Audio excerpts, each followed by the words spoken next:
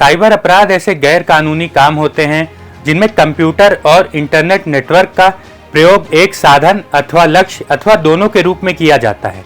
ऐसे अपराधों में hacking, child pornography, cyber stalking, software piracy, credit card fraud, fishing आदि को शामिल किया जाता है। यूजीसी नेट की परीक्षा का पेपर लीक होना भी साइबर क्राइम ही माना जाएगा। बता दें कि एनटीए यानी नेशनल टेस्टिंग एजेंसी द्वारा 18 जून को यूजीसी नेट की परीक्षा आयोजित करवाई गई थी। परीक्षा के एक दिन बाद ही उसे रद्द कर दिया गया। लेकिन क्या आप जानते हैं कि इस पेपर लीक के बारे में पता कहां से चला था? दरअसल इस परीक्षा के बारे में गृह मंत्रालय के भारतीय साइबर अपराध समन्वय केंद्र यानी national cyber crime threat analytics unit I4C से इनपुट्स मिले थे, तो हमने सोचा क्यों ना आज I4C के बारे में बताया जाए। देश में साइबर सुरक्षा को बढ़ावा देने के लिए भारतीय साइबर अपराध समन्वय केंद्र का गठन किया गया है। यह भारत सरकार के गृह मंत्रालय की एक पहल है। इस पहल को 5 अक्टूबर 2018 को मंजूरी दी गई थी।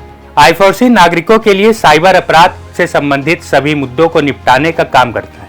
इसके लिए तमाम कानून प्रवर्तन एजेंसियों, हितधारकों के बीच समन्वय करने, साइबर अपराध से निपटने के लिए भारत की समग्र क्षमता में बदलाव लाना और नागरिक संतुष्टि के स्तर में सुधार करने जैसे काम करता है।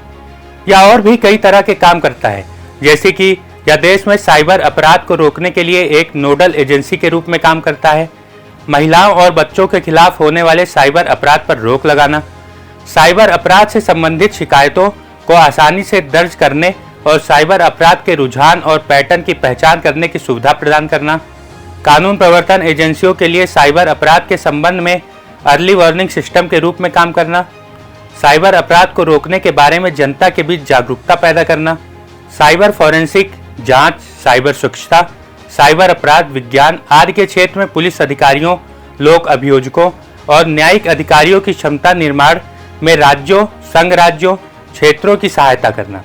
खैर, भले ही यूजीसी नेट परीक्षा के पेपर लीक होने के बारे में पता चल गया हो और मामले की जांच सीबीआई को सौंप दी गई हो, लेकिन ये चिंता का विषय है कि इस परीक्षा में 9 लाख से ज्यादा स्टूडेंट्स बैठे थे और उनके भविष्य के साथ इस तरह का खिलवाड़ हो रहा है।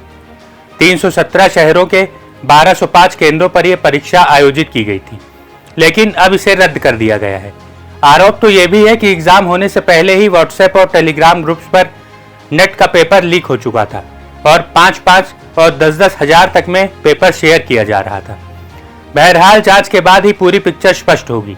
आपका इस मामले पर क्या सोचना है, कमेंट बॉक्स में हमें जरूर बताएं। अभी के लिए हमें दीजिए इजाजत। नमस्कार।